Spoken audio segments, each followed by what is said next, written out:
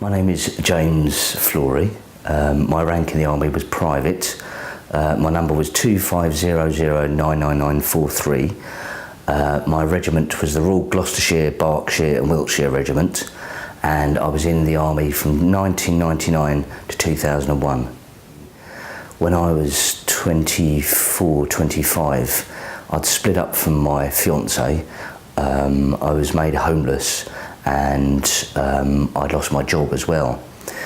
So I didn't know what to do with myself and I was feeling quite vulnerable. And the army was a last resort. I thought it would save me.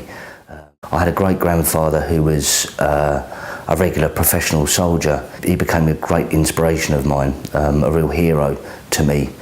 His story was a heroic one, and I thought that what he did was quite glorious.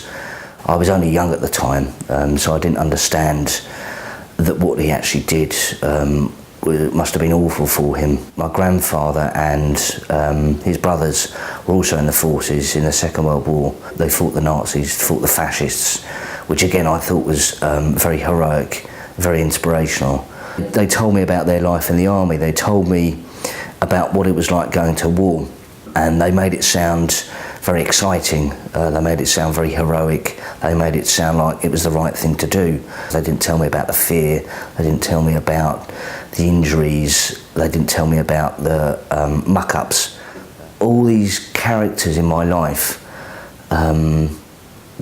made me think about the army and what an exciting place it must be and how it must test you as a male, as a man, how it must make you become a man as well. I think the army does play on the idea of masculinity and manhood, the kind of concepts of what it's like to be a man, how you can be a proper man. They very much sell it as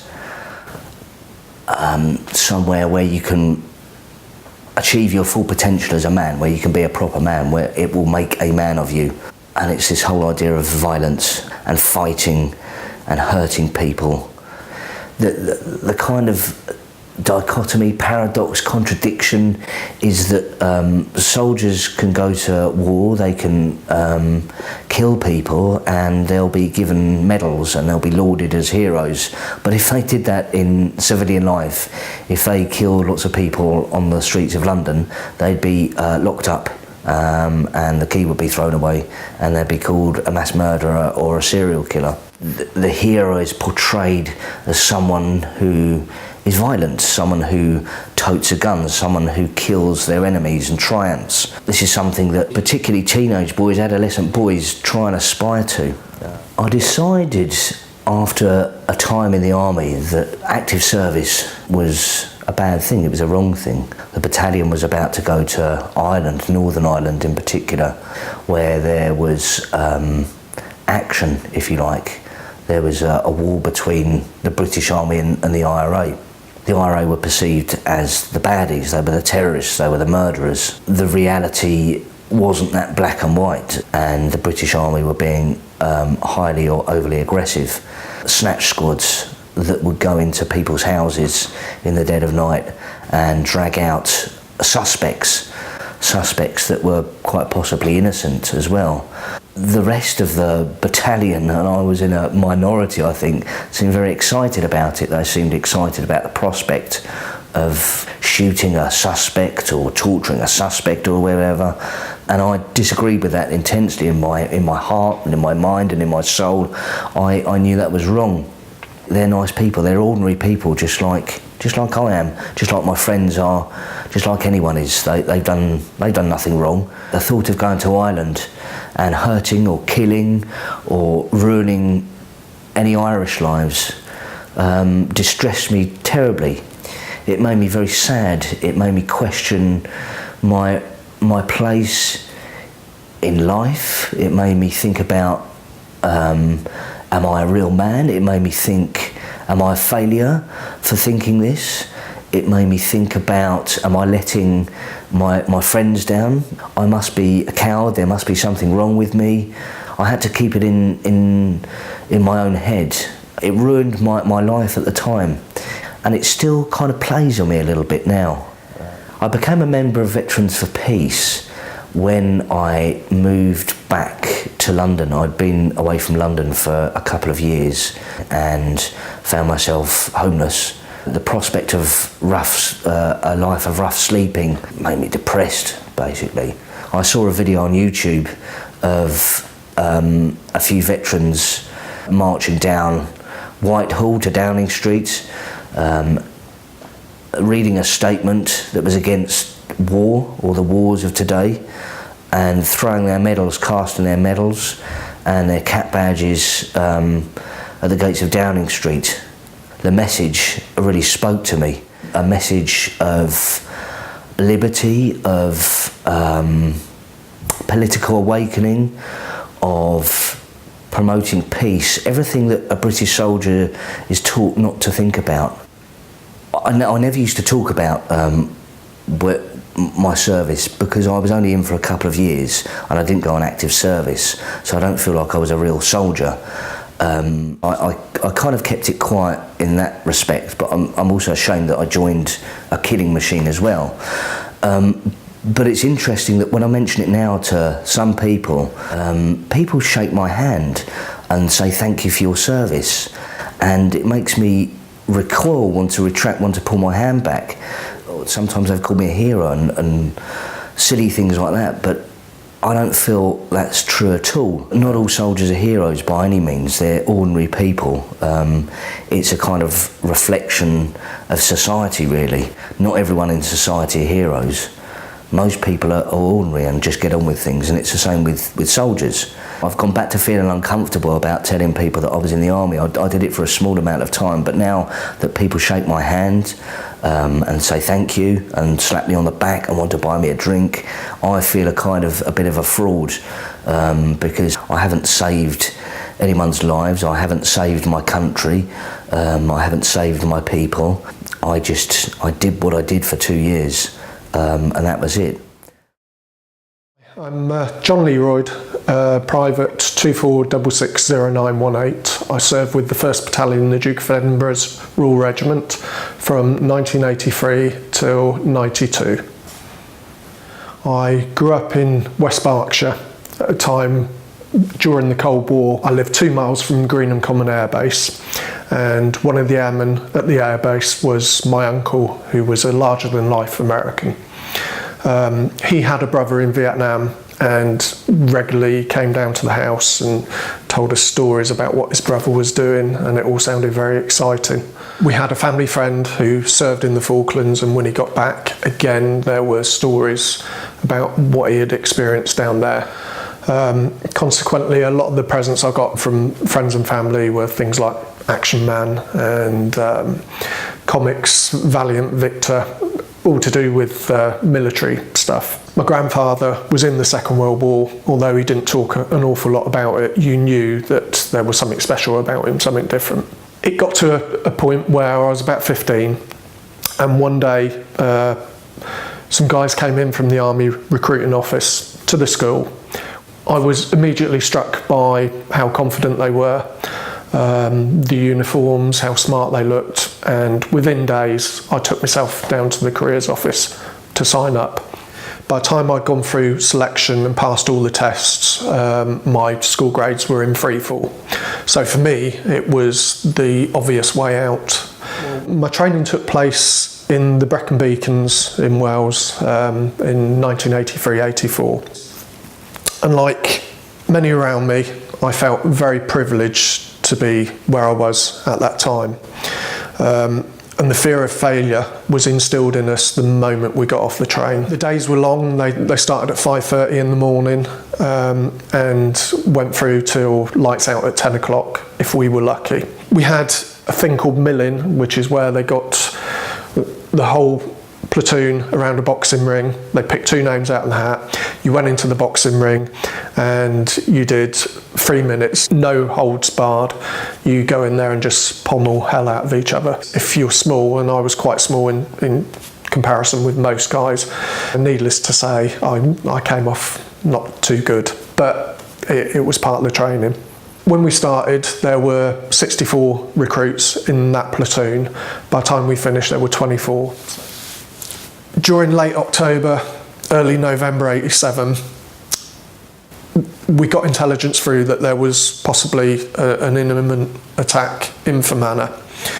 On the 8th of November '87, in Enniskillen, there was a remembrance parade, and a lot of people will be well aware of what happened. 10:43 in the morning, as a RUC parade marched past the memorial, a bomb went off and blew out the reading room walls, killed 11 people, injured a lot more.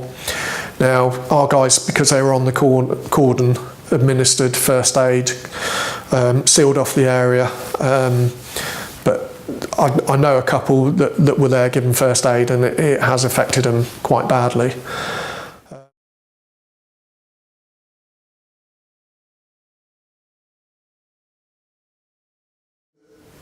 One of the things on my bucket list was always to attend a protest, and not any old protest, but something to do with the fact that I was in the military. And the obvious one came to light when the Chilcot inquiry got released. When I turned around, there were a group of guys in one corner in blue hoodies, and they looked like ex-soldiers. So immediately I was drawn on, and I walked over and started talking to them and found out Veterans for Peace. And immediately there was an affinity between us. That there was like, these guys are speaking how I feel. War is never a game, and unfortunately the recruiters and the government rely on video games, the toys that I mentioned earlier, to instill a sense of this is an exciting thing to do. This is what you grow up to do. And unfortunately they've been very, very successful in doing that. The one positive for me that's come out of Iraq and Afghanistan is it's changing that train of thought, and young guys have seen what has happened to soldiers in Iraq and Afghanistan. They've seen that on both those occasions the army or the military has been pulled out, those countries have deteriorated, and all the areas that guys gave their lives defending are worse than they were before we went out there. And I feel incredibly sorry for guys that have lost friends, been injured in places like that, because they will be living their lives now wondering, what the hell was that all for? Ireland is a little bit different, because we can actually see that there is a semblance of peace. Unfortunately, guys that were in Helmand province haven't got that to fall back on. War is the politicians' failure to exhaust all other avenues. There are very few politicians that would send their own children, that would encourage their own children to join the forces. When you're in the military, you feel that the military is there for you and it will look after you completely. That's not always the case. That is very much a smokescreen to ensure that you are loyal to them, and that if you get into a situation where your conscience starts to kick in and you're like, there's something that doesn't feel right about this, you still toe the military line, you still go with the chain of command, the orders come from above, this is what we need to do. War, conflict, insurrection, however you want to term it, for me represents very much a transition between guys that are full of life, that got zest for life, to names carved in stone. My name is Catherine Paquette, and I served in the U.S. Army from 1992 to 1996 as a 97 Echo, or interrogator of prisoners of war, and I attained the rank of E4, or a specialist. The recruiter came to high school my senior year and was trying to recruit, kids on the break, and When he approached me initially, I said that there was really no reason why I would be joining the military, because my intention was to become an Egyptologist. But then he did mention that one of the career paths could involve learning Arabic, and that would actually fit in quite nicely with my career goal of educational goal of becoming an Egyptologist. And also I would get money for college, which was something I desperately needed. Coming from a large Mormon family in a small Utah town, this was quite appealing. Another influence, I suppose, on my decision to join the Army was just the whole notion around being patriotic and serving one's country, and that was an honorable thing to do.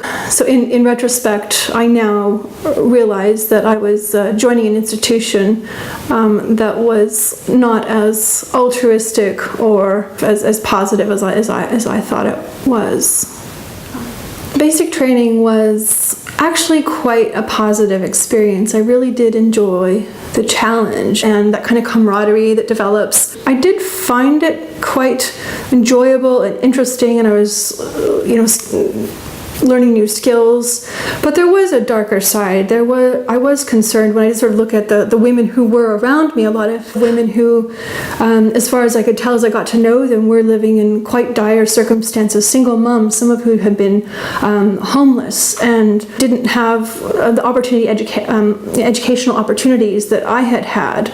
I kind of wondered why so many of them seemed to be driven to join the military. This seems to be one of the few opportunities for a lot of people to try to better themselves, through learning how to kill. It is part of that process of breaking you down into, and then building you back up into this human being that is capable of seeing other human beings as non-human, as less than human, enabling you to pull the trigger, to throw a grenade, to take away another human life. I guess at the time I wasn't so aware of what was happening to me. Only really with reflection do I find it all quite disturbing how we sort of celebrate and glorify weaponry and the machines of war. I was really shocked that I was training only with women. That has been said by some men in the military, is that having women in all the various jobs can be a distraction for the men, or can be problematic somehow. But if indeed men are these hardcore individuals who are qualified to fight for us, then they should not be at all fazed by their breasts, for example, or anything. If they're really that disciplined, then why should they have any problem working alongside a woman? It should be the role of the military training to try to reverse those attitudes towards women. In that case, there could be a very positive outcome. I didn't experience it personally, luckily, but the sexual harassment and the taking advantage, drill sergeants taking advantage of impressionable young women, this did go on, and that is very upsetting and sickening. At that stage, you don't feel like you can do anything, trying to do the right thing and not rock the boat, not really be singled out. Didn't know who to contact or who I could speak to about what I thought shouldn't be happening. When I was stationed at Fort Stewart in Georgia, I was the only female interrogator, and I was the only female Arabic linguist. I think my gender, my sexuality did have an influence on the way that colleagues treated me, or that people treated me. I do often recall it in quite negative terms, but that is unfair. It was really vital for me to break free of my, the area where I grew up, and get out in the world and be able to pursue my my university education. But at the time, that did seem like the only way out for me. There might be other young people in the similar situation that I'm in now, trying to make that decision. More positive opportunities need to be made available, and especially for young women going into the military today, they're still going to be confronted, I think, with a lot of the sexist shit that I had to put up with. And I hadn't really reflected or thought about it for quite a while. I would mention it, I suppose, but didn't talk about it in any depth with anyone.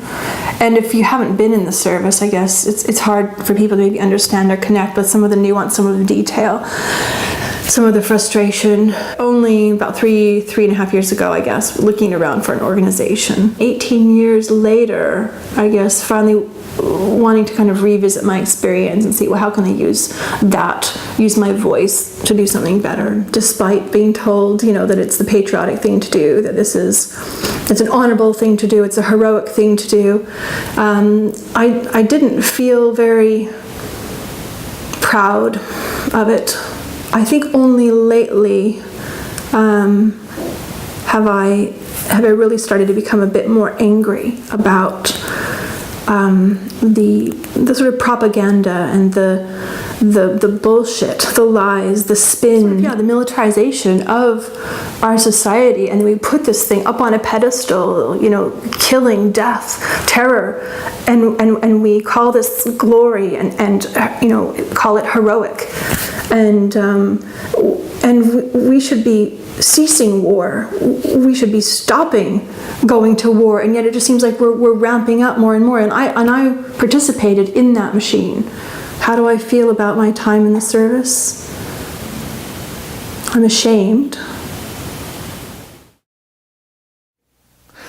My name is Philip Clark. I joined the Army in 1990, joined the Intelligence Corps, and then in 2002 I transferred to the Royal Army Medical Corps. Spent nearly 19 years in the Armed Forces, the British Army. I suppose my life, thinking I wanted to be a public servant as my father was, that allied with the, I was from the northwest of England, and the economy and jobs weren't exactly available for everything, so to me it seemed a good idea to join the Army. During my initial Phase 1 training, my basic training, it was specifically run by the Intelligence Corps, so I get the impression that it was slightly different from most other people's basic training. I found it physically quite demanding, long days, early mornings. I didn't really get into that, you know, the shouty sort of, I like shooting guns and that sort of thing. So any attempt at indoctrination at that stage was pretty wasted on me. So my indoctrination was being brought into that secret world. What you're doing is right, it's right for your country. Being brought into a special world that only a few of you are going to know these secrets that that the United Kingdom has, and you're part of a very special select group. And so that was the other form of indoctrination, being told you're the best of the best. There's only a very, very small amount of people get involved in this. Once I'd been indoctrinated into that secret world of signals intelligence, or SIGINT, you start reading articles and books are available and you think, crikey, most of the things I do aren't exactly secrets, but somewhere someone is thinking, oh, you can't tell anybody you're involved in that, it's all a big secret. So it seemed a bit jarring looking back, as though the military, the powers that be within the military, didn't really have an idea what real life was like outside, what people knew about outside. I did a job from a day-to-day basis, whether we were at war or weren't. My job was still required and I still carried out my job. But there was starting to get a few doubts in my mind, even at that early stage, thinking that some of the reports I wrote were perhaps ignored because they didn't follow a narrative that somebody somewhere higher up had decided they wanted to create for the situations. One of my colleagues was arrested and taken away by the military police for being alleged gay, which in those days was very much frowned upon in the armed forces. And I thought, well, what's wrong? He was a really good analyst. What's wrong with him being gay? It's something that stuck in my mind as thinking, is this an organisation I want to be part of? I had the opportunity to do a couple of tours of Northern Ireland during my time in Germany.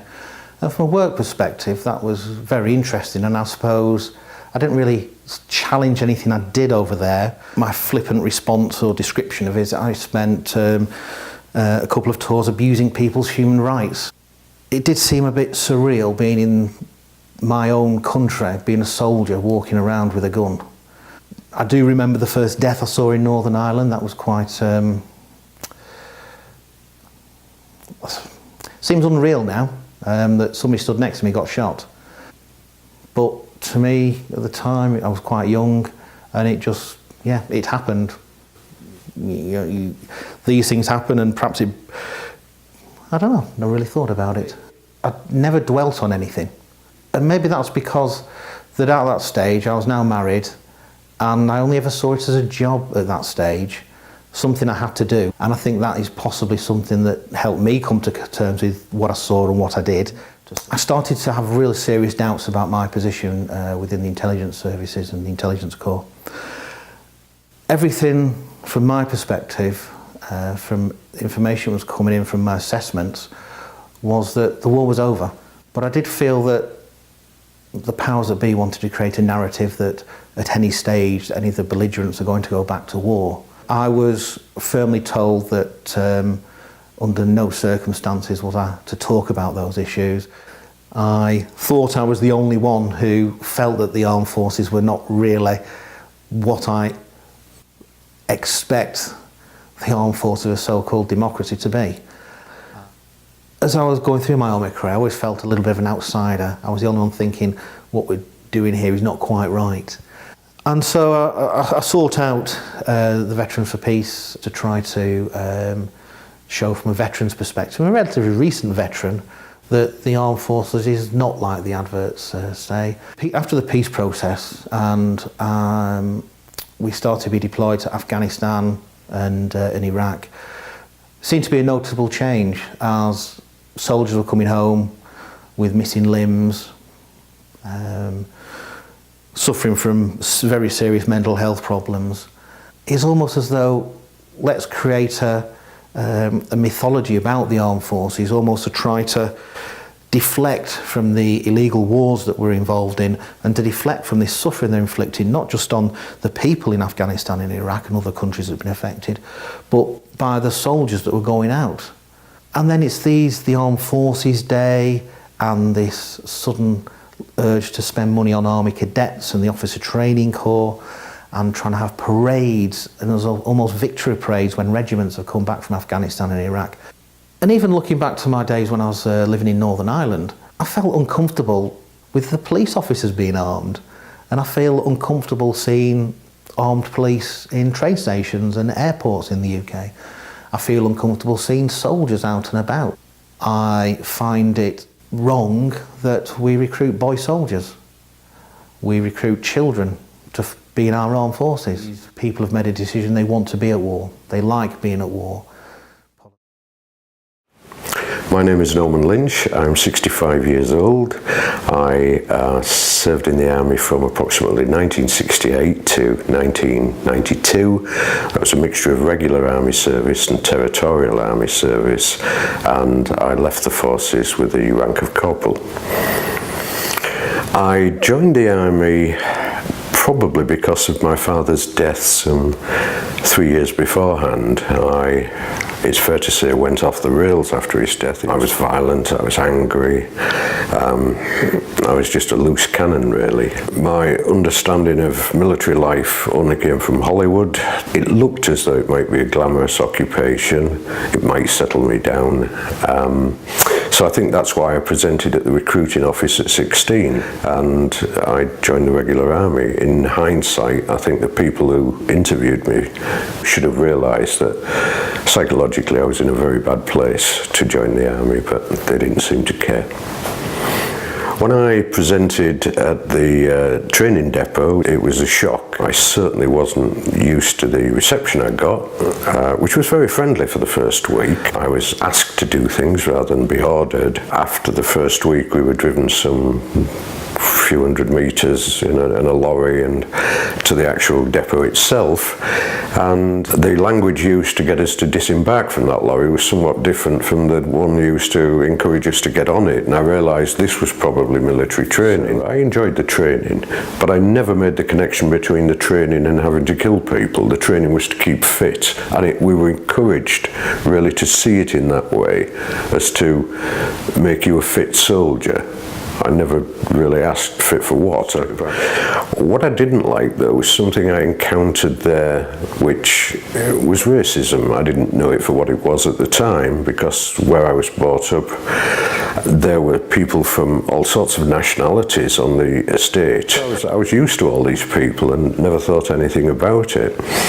But when I joined with two lads that came from Mauritius. I got on great with them. They were very friendly people. But the army trainers didn't like them. I tried my best to support them and challenge some of the stuff that I was seeing, which got me a lot of extra punishments, running around the parade square with a rifle above my head until I just about collapsed, more press-ups than I could ever imagine. That was a very strange experience. I finally left the army, mainly due to age. At that time I was in the Territorial Army. It's a whole succession of employers when I left the regular army seemed to adopt the attitude that I wouldn't like to obey anybody any longer, to take orders or anything, so I felt I was marginalised for actually being in the military. Looking back at my army service now, when I left it was just something I'd done. I never really thought that much about it. But now, hearing other people's experiences of their army life, I've realised just to what extent that moulded me, especially training. Ever since I left the army, I've always preferred to live in isolated locations. I don't trust civilians very much. I've taught myself martial arts, and I am somewhat paranoid that people are going to attack me. Those feelings were put there when I was a young man. I think today, as I look at the world and consider how militarisation within society is currently, I'm worried. I am deeply concerned. When I was a young man learning to drive, there wasn't really speed cameras, but when they did come in, probably in the 70s, there were traffic cameras. Now they're traffic enforcement cameras. So we've now got more of the use of the word enforcement. Tax inspectors a couple of years ago became compliance officers, not tax inspectors. Bailiffs now are no longer referred to as bailiffs and haven't been for the last couple of years. They are now enforcement officers, court enforcement officers. So we've got this change in wording, power, enforcement and compliance. And it was at the time that Blair was urging us to get behind him to go and find these mythical weapons of mass destruction, I started to hear these three words. I can't remember the exact phraseology, but what they were actually saying is, we have the power, we will enforce the UN mandates, and Saddam Hussein must comply. That was the first time I'd heard them used in just a couple of sentences. Computer games are an obvious one. It's all about war, it's all about killing people. There's never any consequence with these things. You can shoot somebody and they'll die on screen, and nobody's shooting back. Films seem to have changed over the years. The standard Hollywood production is a more back to glorifying war, as they seemed to do when I was a teenager. We have these superheroes that never got shot, their weapons never run out of ammunition, it's not realistic, and people are just exposed to this all the time. The army go into schools, in deprived areas, which have always been fertile recruiting grounds for them. And I just find it absolutely frightening that in mainstream news we see news footage of bombing. There is a definite mismatch between the truth and what's being portrayed on mainstream media. I think more people are now waking up to it. It needs to be countered more, which was my reason for joining Veterans for Peace, is to actually explain what military life is really like and how it's creeping into everyday society. And I hope that enough young people get that message so they aren't likely to make the same mistake I did.